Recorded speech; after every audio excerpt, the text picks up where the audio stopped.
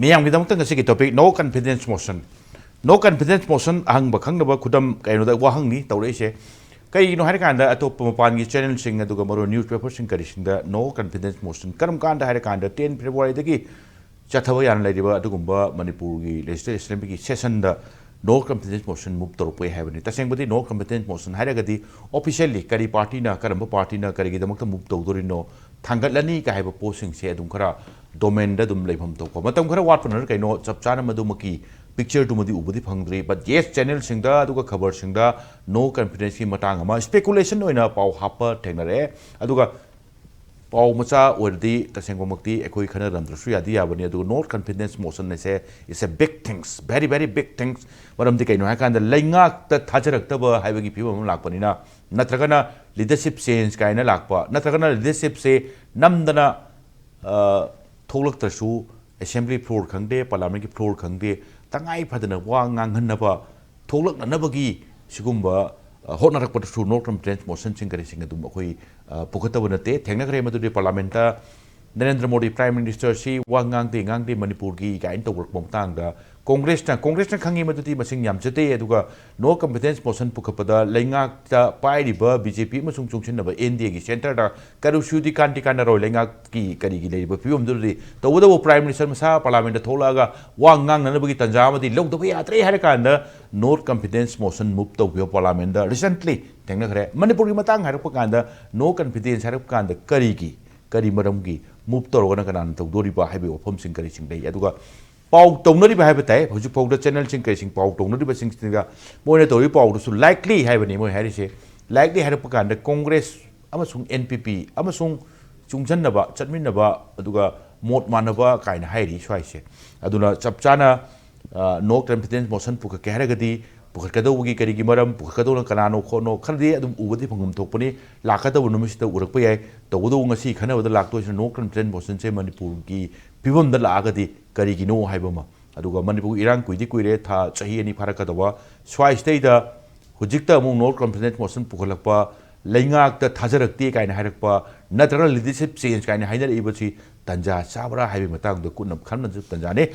येंगिरि बपुना मपु सरसना सरमन इंपैक्ट न्यूज की मन हुन तराम लोकचरी लोनन ngasi टॉपिक त खनन नबलंग जिन बिरबा के सिंगदि आई ये थंग फबिरि बसि खेत्रिमम शांता सेक्रेटरी सीपीआईएम नि ताउ शांता ओइ तराम लोकचरी यानाना रोता शांति ओइ दिन जिन बिरबा सिनो एडवोकेट पुयम तोमचा president all Manipur bar association ने तामो तोमचा सु तराम लोकचरी अदु तामो तोमचा की ओइ द आइगने ये थंग फमिनि जरि बसि Rinku Khumukcham editor the Imphal times ने ग्रुप रिंकू सु तराम लोकचरी ता शांता डायरेक्ट लासुते ता शांता थेंगबति सोइन थंगना मनिंग खले चैनल दा दुगा खबर सिंग द कइदा नो कॉन्फिडेंस हाइर कांदा नो कॉन्फिडेंस हाइ कांदा ताजादा आई पंजगरे मदुदी पार्लियामेंट अमक थेंगरे हंदक मणिपुर इरांग इरोइना पार्लियामेंट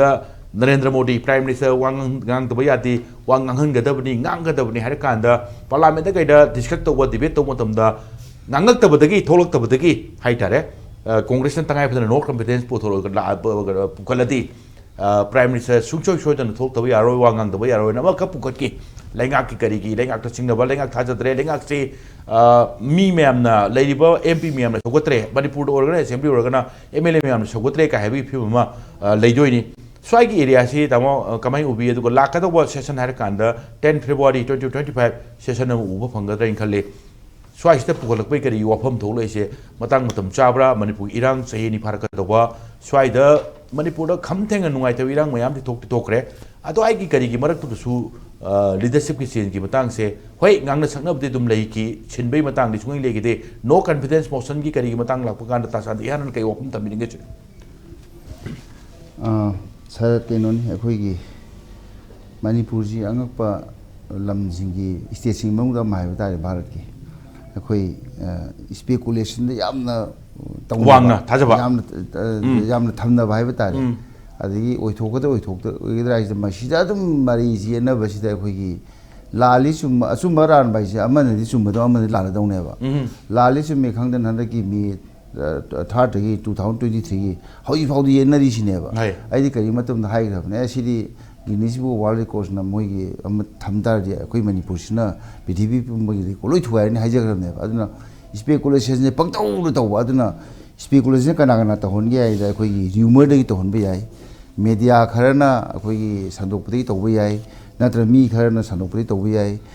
ꯑꯗꯨꯅ ꯁꯤꯒꯨꯝꯕꯁꯤꯗ ꯑꯗꯨꯝ ꯇꯧꯅ ꯈꯟꯅ ꯑꯗꯨꯕꯨ ꯃꯁꯤ ꯂꯥꯛꯇꯤ ꯂꯥꯛꯑꯕꯅꯤꯅ ꯑꯩꯈꯣꯏ ꯈꯟꯅꯗꯕꯗꯤ ꯌꯥꯗꯕꯅꯤ ꯑꯩꯈꯣꯏ ꯀꯩꯅꯣꯁꯦ ꯍꯥꯏꯗꯤ ꯏꯁꯨꯁꯦ ꯃꯌꯥꯝꯗ ꯂꯥꯛꯑꯕꯅꯤꯅ ꯑꯣꯏꯔꯕꯅꯤꯅ ꯑꯗꯣ ꯍꯌꯦꯡꯗꯒꯤꯗꯤ ꯑꯃꯨꯛ ꯏꯝꯄꯦꯛꯅ ꯉꯁꯤ ꯈꯟꯅ ꯃꯁꯤꯅ ꯑꯃꯨꯛ ꯃꯗꯨ ꯑꯃꯨꯛ ꯁꯧꯒꯠꯇꯧꯔꯤꯅꯦꯕ ꯂꯥꯟꯕ ꯆꯨꯝꯕꯅ ꯑꯇꯣꯞꯄ ꯁꯤ ꯂꯩꯔꯦꯅ ꯑꯗꯨꯅ ꯁꯤꯒꯨꯝꯕ ꯂꯩꯕꯗ ꯑꯩꯅ ꯁꯨꯝ ꯈꯟꯕꯗ ꯍꯣꯏ ꯁꯔꯀꯥꯔꯁꯤ ꯁꯦꯝꯃꯗꯤ ꯃꯗꯨ ꯀꯥꯏꯕ ꯑꯗꯨꯒ ꯁꯔꯀꯥꯔꯒꯤ ꯊꯥꯖꯕꯒꯤ ꯃꯣꯁꯟ ꯃꯥꯏ ꯄꯥꯛꯈ꯭ꯔꯗꯤ ꯊꯥꯖꯗꯕꯒꯤ ꯑꯃꯨꯛ ꯇꯧꯔꯛꯄ ꯍꯥꯏꯁꯦ ꯑꯗꯨꯝ ꯆꯠꯅꯕ ꯀꯩꯅꯣꯅꯤ ꯑꯗꯨꯅ ꯑꯩꯅ ꯁꯨꯝ ꯌꯦꯡꯀꯥꯟꯗ ꯍꯧꯖꯤꯛ ꯂꯥꯛꯏꯁꯤꯗꯤ ꯑꯩꯈꯣꯏ ꯅꯦꯁꯅꯦꯜ ꯄꯤꯄꯜꯁ ꯄꯥꯔꯇꯤ ꯍꯥꯏꯕꯁꯤ ꯑꯩꯈꯣꯏꯒꯤ ꯃꯅꯤꯄꯨꯔꯗ ꯔꯤꯀꯣꯛꯅꯥꯏꯖ ꯇꯧꯕꯗꯒꯤ ꯚꯥꯔꯠꯀꯤ ꯔꯤꯀꯣꯛꯅꯥꯏꯖ ꯅꯦꯁꯅꯦꯜ ꯄꯥꯔꯇꯤ ꯇꯔꯨꯛꯀꯤ ꯃꯅꯨꯡꯗ ꯑꯃꯅꯦꯕ ꯌꯥꯝꯅ ꯔꯦꯁꯄꯣꯟꯁꯤꯕꯜ ꯑꯣꯏꯕ ꯑꯗꯨꯒ ꯔꯦꯁꯄꯣꯟꯁꯤꯕꯜ ꯍꯥꯏꯕꯁꯤ ꯃꯁꯤ ꯀꯔꯤꯅꯣ ꯍꯥꯏꯕ ꯃꯇꯝꯗ ꯃꯅꯤꯄꯨꯔꯗ ꯑꯍꯥꯟꯕ ꯑꯃ ꯑꯩꯈꯣꯏꯒꯤ ꯕꯤꯁꯣꯖꯤꯠ ꯑꯃꯁꯨꯡ ꯑꯩꯈꯣꯏꯒꯤ ꯀꯤꯁꯟꯅ ꯚꯣꯠ ꯀꯥꯕ ꯃꯇꯝꯗ ꯃꯈꯣꯏꯁꯨ ꯌꯥꯝ ꯍꯩ ꯄꯥ ꯁꯥꯕ ꯑꯣꯏꯅ ꯃꯣꯏꯅ ꯇꯧꯈꯤꯑꯕ ꯑꯩꯈꯣꯏꯗꯤ ꯇ꯭ꯔꯤꯅꯥꯃꯨꯜꯒꯤꯗ ꯀꯥꯕ ꯅꯠꯇꯦ ꯑꯩꯈꯣꯏ ꯏꯁꯇꯦꯠꯀꯤ ꯑꯣꯏꯅ ꯀꯥꯕꯅꯤ ꯇ꯭ꯔꯤꯅꯥꯃꯨꯜꯁꯦ ꯑꯩꯈꯣꯏꯒꯤ ꯑꯣꯜ ꯏꯟꯗꯤꯌꯥ ꯄꯥꯔꯇꯤ ꯅꯠꯇꯦ ꯑꯩꯈꯣꯏ ꯁꯤ ꯇꯧꯕꯅꯤ ꯑꯗꯨ ꯂꯥꯁꯇ ꯃꯣꯏ ꯑꯗꯨꯝ ꯃꯥꯏꯊꯤꯈꯤꯑꯕ ꯃꯇꯝꯗꯨꯗ ꯃꯥꯏꯊꯤꯈꯤꯑꯕ ꯑꯗꯨꯃꯥꯏꯅ ꯇꯧꯗꯅ ꯑꯩꯈꯣꯏꯅ ꯌꯦꯡꯒꯗꯧꯁꯦ ꯍꯧꯖꯤꯛ ꯇꯧꯔꯤꯁꯤ ꯑꯩꯈꯣꯏꯒꯤ ꯀꯣꯅꯥꯔ ꯁꯪꯃꯥꯅꯁꯨ ꯂꯥꯎꯊꯣꯛꯈ꯭ꯔꯦ ꯍꯥꯟꯅ ꯑꯗꯨꯗꯤ ꯄꯥꯕ꯭ꯂꯤꯛꯂꯤ ꯂꯥꯎꯊꯣꯛꯈ꯭ꯔꯦ ꯃꯥꯅꯀꯣ ꯋꯤꯗ꯭ꯔꯣ ꯇꯧꯔꯦꯁꯦ ꯑꯗꯨꯒꯤ ꯃꯇꯨꯡꯗ ꯑꯃꯨꯛ ꯁꯣꯝ ꯅꯥꯀꯟꯒꯤ ꯂꯩꯔꯤꯕ ꯑꯩꯈꯣꯏꯒꯤ ꯏꯌꯥꯝꯕ ꯖꯣꯏ ꯅꯦꯁꯅꯦꯜ ꯚꯥꯏꯁ ꯄ꯭ꯔꯁꯤꯗꯦꯟꯅꯁꯨ ꯑꯃꯨꯛ ꯂꯥꯎꯊꯣꯛꯈ꯭ꯔꯦ ꯑꯗꯨꯒꯤ ꯃꯇꯨꯡꯗ ꯑꯃꯨꯛ ꯂꯥꯛꯏꯗꯤ ꯃꯦꯖꯣꯔꯤꯇꯤ ꯑꯣꯐ ꯗꯤ ꯃꯈꯣꯏꯒꯤ ꯂꯦꯖꯤꯁꯂꯦꯆꯔ ꯃꯌꯥꯝꯁꯤꯅ ꯑꯦꯝ ꯑꯦꯜ ꯑꯦ ꯆꯞ ꯃꯥꯟꯅꯩ ꯑꯗꯨꯅ ꯃꯈꯣꯏꯁꯤꯡꯁꯤꯅ ꯑꯩꯈꯣꯏ ꯍꯥꯏꯔꯤꯕ ꯑꯦꯟ ꯗꯤ ꯑꯦꯗꯒꯤ ꯇꯣꯛꯄ ꯂꯩꯇꯦ ꯑꯃ ꯁꯧꯒꯠꯂꯦ ꯍꯥꯏꯅ ꯇꯧꯔꯤ ꯑꯗꯨꯅ ꯂꯨꯔꯤꯗꯤ ꯃꯅꯤꯄꯨꯔꯗ ꯄꯥꯔꯇꯤ ꯃꯌꯥꯝ ꯂꯩꯔꯤꯁꯦ ꯃꯥꯒꯤ ꯑꯩꯈꯣꯏꯒꯤ ꯑꯦꯁꯦꯝꯕ꯭ꯂꯤꯗꯗꯤ ꯑꯩꯈꯣꯏꯒꯤ ꯀꯩꯅꯣꯅ ꯇꯣꯝꯆꯥꯅ ꯄꯨꯔꯛꯏꯁꯤꯅꯗꯤ rules of procedure and conduct of ꯕꯤꯖꯤꯅꯦꯁꯁꯦ ꯄꯨꯔꯛꯏꯁꯤꯅꯦꯕ ꯁꯤꯒꯤ ꯃꯇꯨꯡ ꯏꯟꯅ ꯀꯟꯁꯇꯤꯇ꯭ꯌꯨꯁꯟ ꯆꯠꯀꯗꯣꯏꯅꯦꯕ ꯑꯗꯨꯅ ꯃꯅꯤꯄꯨꯔ ꯃꯁꯤ ꯂꯣꯏꯅ ꯏꯆꯠ ꯆꯠꯇꯕ ꯈꯣꯡꯒꯥꯎꯅꯕꯁꯤ ꯌꯥꯝ ꯍꯩꯕ ꯃꯔꯝꯗꯤ ꯑꯩꯈꯣꯏꯅ ꯇꯧꯗꯣꯏꯁꯦ ꯍꯥꯎꯁꯇ ꯑꯩꯈꯣꯏꯒꯤ ꯇꯧ ꯇꯥꯔꯗꯤ ꯑꯦꯝ ꯑꯦꯜ ꯑꯦ 5-10ꯅ ꯍꯦꯛꯇ ꯇꯧꯔꯦ ꯍꯥꯏꯅ ꯍꯦꯛꯇ ꯌꯥꯗꯦꯕ ꯍꯥꯏꯗꯤ ꯍꯥꯎꯁꯀꯤ ꯃꯣꯏꯒꯤ ꯂꯨꯆꯤꯡꯕꯗꯣ ꯀꯅꯥꯅꯣ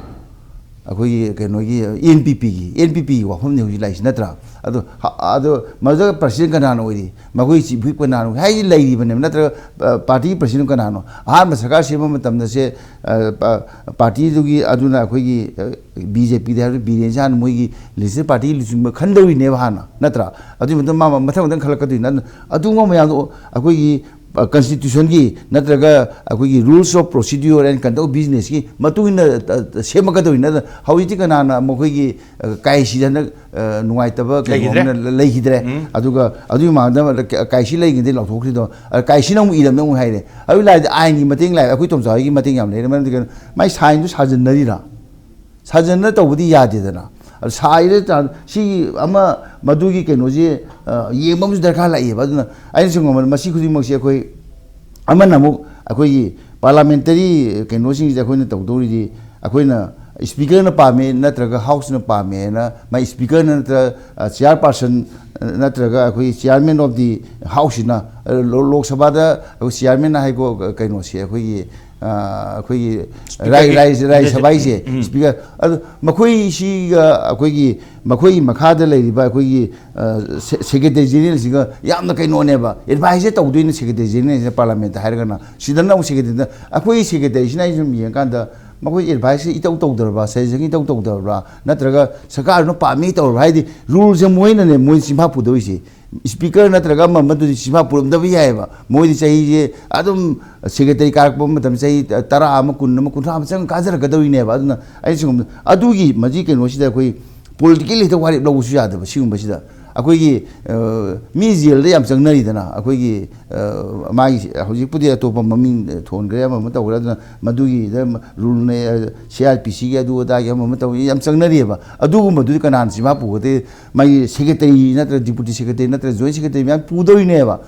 ꯃꯈꯣꯏꯅꯁꯨ ꯇꯧꯒꯗꯕꯅ ꯍꯧꯖꯤꯛ ꯂꯨꯔꯤꯗꯤ ꯃꯥꯅ ꯍꯪꯉꯛꯏꯕꯅꯦꯕ ꯁꯤ ꯆꯨꯝꯕ꯭ꯔꯥ ꯍꯥꯏꯗꯣ ꯍꯥꯟꯅꯗꯤ ꯃꯥ ꯀꯩꯅꯣꯅ ꯑꯩꯈꯣꯏꯒꯤ ꯀꯩꯅꯣꯅ ꯀꯣꯅꯥꯛ ꯁꯪꯃꯥꯅ ꯇꯧꯕ ꯃꯇꯝꯗ ꯃꯣꯏꯗꯨ ꯌꯥꯔꯦ ꯂꯥꯎꯊꯣꯛꯇꯦꯕ ꯃꯅꯤꯄꯨꯔꯗꯗꯤ ꯌꯦꯡꯕꯤꯌꯨ JDUꯒꯤ ꯀꯦꯁ ꯂꯩꯔꯤꯑꯕ ꯁ꯭ꯄꯤꯀꯔꯒꯤ ꯀꯩꯅꯣ ꯑꯗꯨꯅ ꯁꯤꯒꯨꯝꯕꯁꯦ ꯑꯩꯈꯣꯏ ꯃꯅꯤꯄꯨꯔꯗ ꯉꯁꯥꯏꯒꯤ ꯑꯦꯁꯦꯝꯕ꯭ꯂꯤꯁꯦ ꯐꯖꯅ ꯐꯪꯁꯟ ꯇꯧꯗꯕ ꯑꯗꯨꯒ ꯑꯩꯈꯣꯏꯒꯤ rules of procedure and conduct of ꯕꯤꯖꯤꯅꯦꯁꯁꯦ ꯐꯖꯅ ꯉꯥꯛꯅ ꯆꯠꯇꯕ ꯑꯗꯨꯅꯅꯦ ꯑꯩꯈꯣꯏꯒꯤ ꯀꯩꯁꯨ ꯀꯥꯟꯅꯗꯕꯗ ꯍꯥꯏꯇꯥꯔꯦ ꯑꯃꯔꯣꯝꯗ ꯅꯨꯃꯤꯠ ꯊꯥꯃꯨꯛꯀꯤ ꯃꯃꯥꯡꯗ ꯑꯩꯈꯣꯏꯒꯤ ꯄꯥꯔꯂꯥꯃꯦꯟꯁꯤ ꯑꯩꯈꯣꯏꯒꯤ ꯁꯦꯁꯟ ꯑꯗꯨ ꯐꯝꯒꯗꯕꯅꯤ ꯌꯥꯎꯔꯤ ꯑꯗꯨ ꯃꯗꯨꯒ ꯆꯞ ꯃꯥꯟꯅꯅ ꯃꯅꯤꯄꯨꯔꯗꯁꯨ ꯁꯦꯁꯟ ꯑꯃ ꯐꯝꯒꯗꯕꯅꯤ ꯑꯃ ꯇꯧꯒꯗꯧꯅꯤ ꯍꯥꯏꯕ ꯑꯗꯨꯝ ꯂꯩꯔꯤꯑꯕ ꯑꯗꯨꯅ ꯁꯤꯒꯨꯝꯕꯁꯤꯡꯁꯦ ꯑꯩꯈꯣꯏ ꯃꯅꯤꯄꯨꯔꯗ ꯂꯥꯛꯑꯒꯗꯤ ꯑꯉꯛꯄ ꯂꯝ ꯑꯃꯅꯤ ꯑꯩꯈꯣꯏ ꯃꯅꯤꯄꯨꯔꯁꯦ ꯑꯗꯨꯅ ꯑꯩꯈꯣꯏ ꯂꯤꯒꯦꯜꯒꯤ ꯌꯥꯝꯅ ꯍꯩꯁꯤꯡꯉꯕ ꯑꯩꯈꯣꯏꯒꯤ expert ꯑꯩꯈꯣꯏꯒꯤ ꯃꯔꯨꯞ ꯇꯣꯝꯆꯥ ꯌꯥꯎꯔꯤ ꯕꯥꯔꯒꯤ ꯑꯩꯈꯣꯏꯒꯤ ꯄ꯭ꯔꯁꯤꯗꯦꯟꯠ ꯃꯅꯤꯄꯨꯔꯒꯤ ꯑꯗꯨꯅ ꯁꯤꯒꯨꯝꯕꯁꯤꯡꯁꯤꯅ ꯇꯨꯡꯗꯁꯨ ꯂꯥꯛꯀꯅꯤ ꯑꯗꯣ ꯑꯩ ꯄꯣꯂꯤꯇꯤꯀꯦꯜꯂꯤꯗꯤ ꯑꯩꯅ ꯁꯤꯒꯨꯝꯕꯗ ꯃꯁꯤ ꯑꯩꯈꯣꯏ ꯍꯧꯖꯤꯛꯃꯛꯀꯤꯗꯤ ꯑꯩꯈꯣꯏꯅ ꯅꯣ ꯀꯝꯁꯤ ꯊꯥꯡꯒꯠꯂꯦ ꯍꯥꯏꯕ ꯋꯥꯐꯝ ꯂꯩꯇꯕꯅꯤꯅ ꯑꯩꯈꯣꯏꯅ ꯈꯟꯅꯔꯤꯁꯤ ꯑꯩꯈꯣꯏꯒꯤ ꯁ꯭ꯄꯦꯀꯨꯂꯦꯁꯟꯗ ꯈꯟꯅꯕꯅꯦꯅ ꯊꯝꯖꯒꯦ ओके स्पेकुलेशन येस तौबगी speculation ngasai udun haijabuduni maduri channel khara newspaper khara manipur da no competent motion lakadoriba 10 February da pangthokkodoriba session sida adugumba move ama sungjo shoidana uba uraba yai haibani mo urone hadi haidi kanana move tawga har kanda mo harsi congress samsung npp and plus some other political party hai some other har kanda political party si manipur da di kana kana uridu jatno hana amu khanba mthau ta aduga aikhoina swaida leijabani na haibata stage te leijarakpa lamdam te leijaba he horopade uropada hujik sibu no confidence motion ga sibu karigino ne na wahangam de lai marup rinko karigino ne hujik pu no confidence karigi gi matang hai kan da channel khara pau tawre no doubt adagi khabar khara inare mendi mosu chap chana mak heta tawrani kai di natri speculation gi mong duni tawroba yai haibai gi wafam duni ada mendi aina ngasi masigi pot khana jari sina yamna no confidence move kain tawrodi yamna akoina amta su pak uganda ba haib tai ubagi maram ubagi matang khara chu legi dabdina te tawdo irang sigi hair kanda leadership sense to har kanda no confidence motion sibu matang matam chanab jala chunab jala yes speculation je karai dana khara wang khala kare kanda speaker union home minister naga unarak pokon ko matang amko su makata no unane kaina suyauri mapan gi paugi kari dadi swai sina sum khara wang khala male kamai thambini e kana da poni oi thokpa yaro da poni adu maram chati kamai thambini no no confidence motion have si karigumba leader of the house to the magi members in the thazaba manga e ha matam da thangat pa haibani adu dai da speculation ma ama tongna rai ba khoi gi lam sida tongna rai ba ni mapan da tongna rai sina maruina ngarang nahan speaker keno da khoi gi union home minister Amit Shah na unarakanda madura sanagi ba wari do details su karino khangde mana haram gadori do karino su khangde mamari marak leba conversation do akoina kaimda khangde hai tare adugi marak sida hujik dissenting voice thokpa among the ruling party am thoe adu fortunately or unfortunately kano dagi government sida yawo minister dagi so dum thoe hai tare aduga government sigi support toriba magi MLA dagi so dum thoe hai tare adu masina akhoi gi hujik manipur u matamda akhoi gi state ki hujik chief minister ori sigi against the pen da laire haibagi akhoi gi thaina akhoi kem to word maina adugi phong na masigi voice de dum thokna yidena ko thokpagi makhon di hujibo amta ta de ba aduna no confidence motion si kanana thangalakadoino kari gi thangalaktoino adu karamba asam ko to thangalakadoino sine ko adu hoi kanogi state ayambada india gi oina budi hujiki 164 close to sida akogi hujiki governor sigi makhada governor sina yab loraga chief government je leidoini haibni ko chief minister and council of ministers se in on the kind of circumstances that ngasai gi chief minister duna magi larger number of magi confidence se house ki confidence leirigai ma chief minister oini haibne ba aduna magi maram da thangalakadoi si karamba political party na kamain thangalakadoino haidu number 1 ma khana ba yare hai matamda masidi speculate tawbuda akoina khanari je opposition na thangalak pe natra opposition na thangalaga ruling na kamaina opposition support tawdoino adugi am chawbam chu leire adu adagi amana opposition su pura kaino oide opposition leader leiba opposition natte leader of the opposition na ama cabinet rank ta leigadawne masing suraganda masing sudabanina leader of the opposition gi pot su phangba natabani madurei da adai da moina no confidence move torok matamda speaker na madu yagadra haisi akoi gi rules of magi procedure khar leina akoi gi swai area sida leirambadi ai madu mak ai yam kupna di khangjidra adu tamo yawna moi adum khangamgani ai gi kano oina journalist ki view ama oina di akoina hujibokta urakpada yeng ai se 10 schedule leitingai gi mamang da budi thoba ma ama thokre adu 10 schedule leiraba matung da di sumaina akoi gi no confidence motion ga thangat pasi manipur da di thokidri hai tar hujibokta aduga as long as magi keno si magi party sina kanna leri kai thokte aduga masigi speculation thokla ise masigi ngasai gi chief minister ga unaruba amana governor silakpa governor silakpasida governor sina chief minister su pendra kaina speculate to we na ko aduga adai dagi tholokpani amana political changes lakpasing se any political changes se kamai togeda masida thoning ba khara si kanagum kharana vested interested oigera natraga men in the power oigera natraga men above the power labor sing duna moina sometimes rumors se sandu eva through ꯀꯩꯅꯣꯁꯤꯗ ꯑꯩꯈꯣꯏꯒꯤ ꯇꯣꯉꯥꯁꯦ through Media. Newspaper ꯅꯠꯇ꯭ꯔꯒ media Channel. ꯇꯣꯉꯥꯟ ꯇꯣꯉꯥꯟꯕ ꯆꯦꯅꯦꯜꯁꯤꯡꯗ ꯁꯤꯒꯤ ꯔꯨꯃꯔꯁꯦ ꯁꯟꯗꯣꯛꯑꯦꯕ ꯔꯨꯃꯔꯁꯦ ꯁꯟꯗꯣꯛꯑꯒ ꯃꯌꯥꯝꯁꯤꯗ discussion ꯑꯃ ꯑꯣꯏꯍꯜꯂꯤ ꯑꯗꯣ ꯄꯨꯛꯅꯤꯡ ꯋꯥꯈꯟꯗ ꯀꯩꯅꯣꯝ ꯑꯣꯜꯍꯟꯕꯒꯤ ꯄꯣꯠ ꯑꯃ ꯁꯨꯝ ꯌꯥꯎꯕꯁꯦ ꯄꯣꯂꯤꯇꯤꯀꯦꯜ ꯀꯩꯅꯣꯁꯤꯗꯗꯤ ꯊꯤꯌꯦꯇꯔꯁꯤꯗꯗꯤ ꯀꯃꯥꯏꯅ ꯇꯧꯒꯦꯗ ꯔꯨꯃꯔꯁ ꯏꯁ ꯑꯦ ꯚꯦꯔꯤ ꯇꯦꯛꯐꯨꯜ ꯇꯨꯜꯅꯦꯕ ꯐꯣꯔ ꯀꯣ ꯀꯩꯅꯣ ꯏꯝꯄꯦꯛꯇꯤꯡ ꯗ ꯒꯣꯚꯔꯟꯃꯦꯟꯁꯤꯗ ꯏꯝꯄꯦꯛ ꯑꯃ ꯄꯤꯅꯕ ꯑꯗꯨꯒ ꯑꯃꯔꯣꯝꯗ ꯁꯤꯒꯨꯝꯕ ꯄꯣꯠ ꯑꯃ ꯁꯟꯗꯣꯛꯎꯔꯒ ꯁꯤꯗꯩꯁꯤꯗ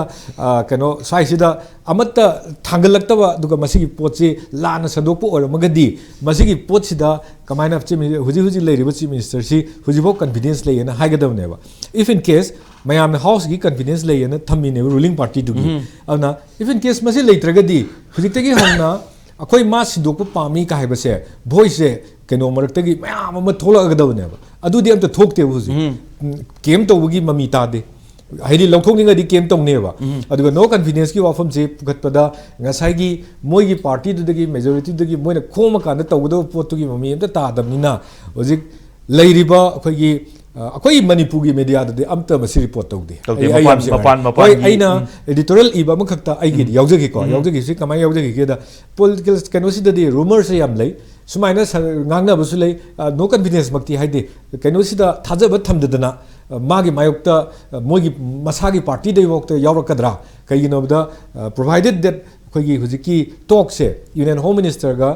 स्पीकर गा अनिगी कन्वर्सेशन से करी ओजिबनो दो खंगदमनिना मोइदा सानरम दोइदुना मवने अलाउ तौगदरा मागे अगेंस्ट द वॉइस थोप ngambagi पोरम पीगदरा हाइबदु खंगदबनिना अदाइददि ओरकप याइ का हाइबगी हिंसा अमखक्तदि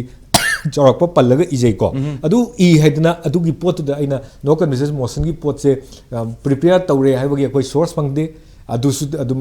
बंगान गांगा बोइदोनी अदुबु बंगान गांगा बाइदुसु मुक सिगुम्बा अरुबा फिबम लागदी मागे अथॉरिटी दु हंगबा म चंगिएबा अदु अथॉरिटी रोम साइड तगी अदुम बंत फोंदोरको लेतमनिना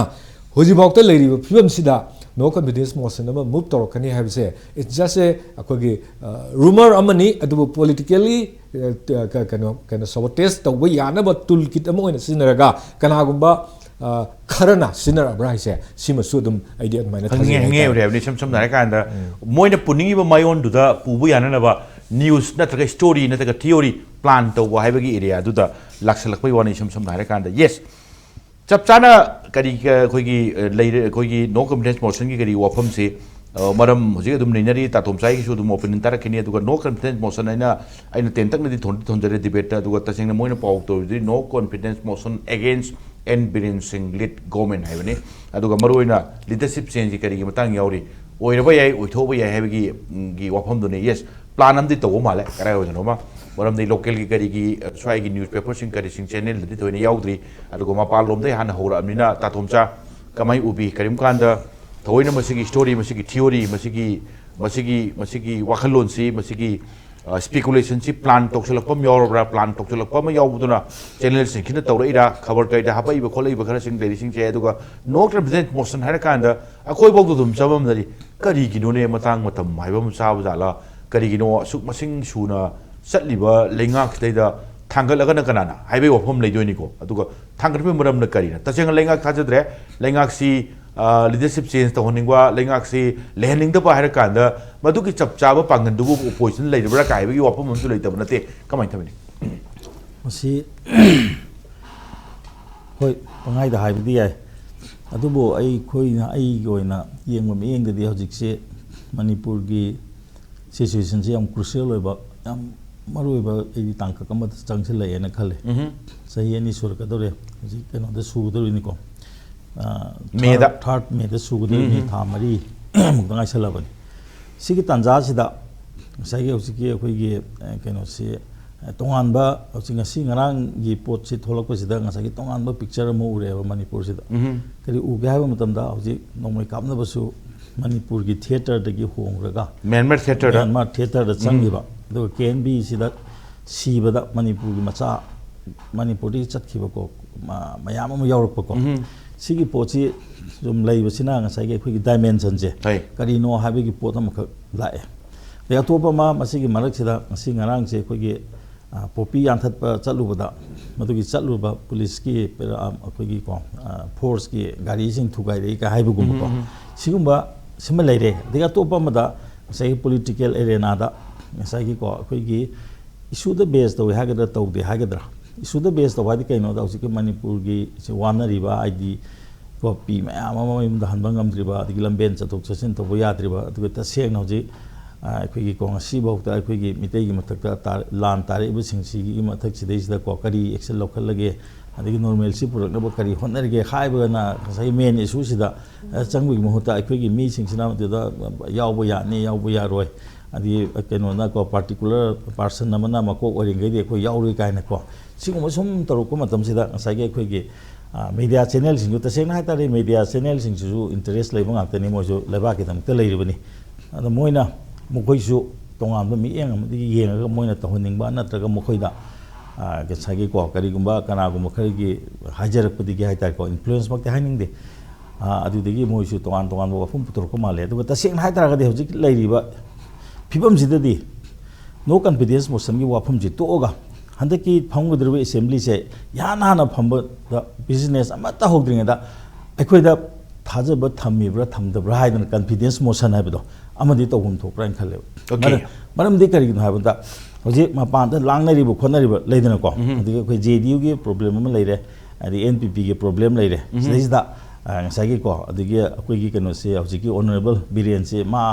ꯂꯧꯊꯣꯛꯈ꯭ꯔꯒꯗꯤ ꯐꯒꯗꯕꯅꯤ ꯀꯥꯏꯅ ꯇꯧꯔꯤꯕ ꯃꯑꯣꯡꯁꯤꯗꯗꯤ ꯍꯧꯖꯤꯛ ꯃꯈꯥ ꯇꯥꯅ ꯑꯀꯟꯕ ꯊꯕꯛ ꯆꯪꯁꯤꯜꯂꯛꯄ ꯃꯇꯝꯗ ꯃꯗꯨ ꯀꯩꯅꯣꯁꯦ ꯑꯩꯈꯣꯏꯒꯤ ꯃꯗꯨꯒꯤ ꯄ꯭ꯔꯤ ꯔꯤꯀ꯭ꯋꯤꯖꯤꯠ ꯑꯣꯏꯅꯀꯣ ꯑꯩꯅ ꯃꯀꯣꯛ ꯆꯤꯡꯕꯁꯦ ꯀꯔꯤ ꯇꯧꯔꯒꯦꯅꯦ ꯍꯥꯏꯗꯅ ꯉꯁꯥꯏꯒꯤ ꯑꯩꯉꯣꯟꯗ ꯊꯥꯖꯕꯗꯨ ꯂꯩꯔꯤꯕ꯭ꯔꯥ ꯂꯩꯇꯕ꯭ꯔꯥ ꯍꯥꯏꯕꯒꯤ ꯇꯦꯁ ꯑꯃꯗꯤꯀꯣ ꯑꯩꯗꯤ ꯃꯁꯤ ꯅꯣ ꯀꯟꯐꯤꯗꯦꯟꯁ ꯃꯣꯁꯟꯗꯤ ꯑꯩ ꯊꯥꯡꯒꯠꯂꯛꯀꯗꯧꯕ ꯃꯥꯟꯗꯦ ꯃꯔꯝꯗꯤ ꯃꯣꯏ ꯁ꯭ꯇꯔꯦꯡꯁꯦ ꯕꯦꯔꯥꯅꯤ ꯃꯣꯏ ꯐ꯭ꯂꯣꯔ ꯀꯣꯑꯣꯔꯗꯤꯅꯦꯠ ꯇꯧꯗ ꯇꯥꯔꯒꯗꯤ ꯔꯨꯜꯒꯤ ꯃꯇꯨꯡ ꯏꯟꯅ ꯃꯤ 10 ꯅꯨꯃꯤꯠꯇꯨꯗ ꯑꯦꯁꯦꯝꯕ꯭ꯂꯤꯗ ꯂꯩꯕ ꯃꯦꯝꯕꯔ 10ꯒꯤ ꯃꯣꯁꯟ ꯑꯃ ꯆꯪꯉꯦꯕ ꯑꯗꯨꯅ ꯃꯗꯨ ꯁꯨꯗꯕ ꯌꯥꯏ ꯍꯧꯖꯤꯛ ꯀꯪꯒ꯭ꯔꯦꯁꯀꯤꯗꯤ 5 ꯈꯛꯇꯅꯤ NPP ꯁꯤꯡꯁꯤꯁꯨ ꯇꯁꯦꯡꯅ ꯍꯥꯏꯕꯅꯤ ꯃꯥꯏ ꯄꯥꯔꯇꯤꯅ ꯍꯥꯏꯕꯅ ꯇꯣꯉꯥꯟꯕꯅꯤ ꯀꯥꯔꯤꯕ MLA ꯁꯤꯡꯗꯨ ꯀꯔꯤ ꯁ꯭ꯇꯦꯠ ꯂꯧꯔꯛꯀꯗꯒꯦ ꯈꯪꯄꯣꯠ ꯅꯠꯇꯦꯕ ꯑꯗꯨꯅ ꯇꯁꯦꯡꯅ ꯃꯣꯏ ꯑꯣꯄꯣꯖꯤꯁꯟ ꯕꯦꯟꯁꯇ ꯐꯝꯃꯒ ꯉꯁꯥꯏꯒꯤ ꯔꯨꯂꯤꯡ ꯁꯧꯒꯠꯄ ꯌꯥꯗꯦꯗꯤ ꯂꯩꯄꯣꯠ ꯅꯠꯇꯦꯕ ꯑꯗꯒꯤ ꯃꯣꯏ ꯍꯨꯏꯞ ꯖꯥꯔꯤ ꯇꯥꯔꯒꯅ ꯀꯅꯥꯅ ꯆꯥꯔꯤꯒꯗꯣꯏꯅꯣ ꯍꯥꯏꯕꯒꯤ ꯄꯣꯠ ꯑꯃꯀꯣ ꯑꯗꯨꯅ ꯇꯁꯦꯡꯅ ꯍꯥꯏꯇꯥꯔꯒꯗꯤ ꯃꯁꯤꯒꯤ ꯃꯌꯥꯝꯁꯦ ꯂꯣꯏꯅꯃꯛ ꯈꯪꯅꯅꯕ ꯉꯁꯥꯏꯒꯤ ꯀꯟꯐꯤꯗꯦꯟꯁ ꯃꯣꯁꯟ ꯑꯃ ꯃꯁꯤ ꯑꯩ